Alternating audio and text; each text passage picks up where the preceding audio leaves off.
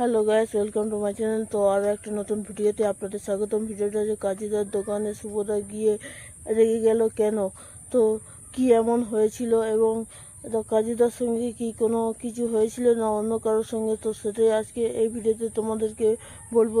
তো তো তার আগে একজন আগের ভিডিওতে কমেন্ট করেছে, একটা ভাই বলেছে যে তুমি আগে ভালো করে কথা বলা শেখো, তারপরে ভিডিও করতে আসো।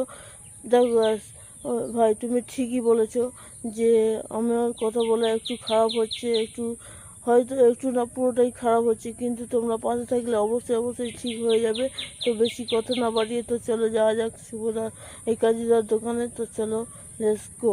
তো ফাইনালি চলে এলাম কাজীদার দোকানে। তো কাজীদার দোকানে এসে দেখি শুভদা হচ্ছে পেঁয়াজ এবং কাঁচা লঙ্কা ছুঁড়ে ছুঁড়ে মারছে, আর কতটা পরিমাণে রেগে আছে দেখতে পাচ্ছ। কীরকম বলছে মেরে দেবো বলছে, দেখতে পাচ্ছ তোমরা।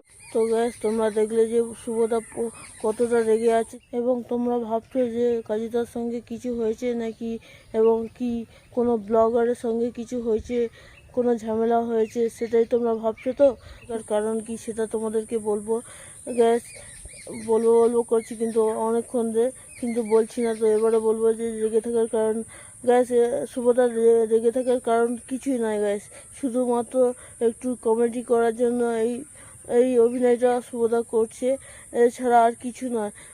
কোনো মতেও রেগে নেই শুভদা, শুধুমাত্র একটু কমেডি করে, একটু হাসার জন্য শুভদা এগুলো করছে, যাতে করে লোক আরও বেশি বেশি করে কন্টেন্ট বানায় ওনার কাছে গিয়ে।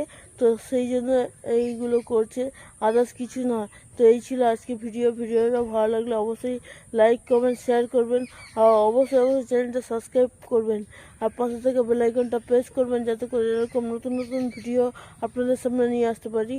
তো দেখো, এই ছিল আজকে ভিডিও। তো ভিডিওটা সম্পূর্ণ দেখার জন্য অসংখ্য অসংখ্য ধন্যবাদ।